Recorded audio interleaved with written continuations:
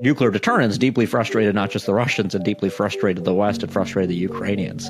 And so it's this thing we rely on for security, but it also endlessly, I think, makes the world we inhabit a lot more complicated to maneuver. Throughout this war, Putin continues issuing nuclear threats. And then he moves some of his nukes to Belarus, another move on the chessboard. He even officially changes Russia's nuclear doctrine to have a lower threshold, like to make it easier for Russia to use nukes. The US is getting ready to send long-range missiles to Ukraine so that Ukraine can strike Russia deep into the country. But Putin says that if he does this, it's going to have big consequences, and it actually gives then President Biden some pause. He's deterred for a little bit, being like, am I going to cross a red line if I send these missiles to Ukraine? Eventually, the pressure mounted, and he did end up sending the long-range missiles. Ukraine used them. Russia was angry, but they didn't use nukes. It was once again a bluff. So ultimately, Putin did slow down the West's support, deterred them a little bit with his bluster. They kind of worked, not as effectively as Russia would want. Putin's threats to slow American and Western support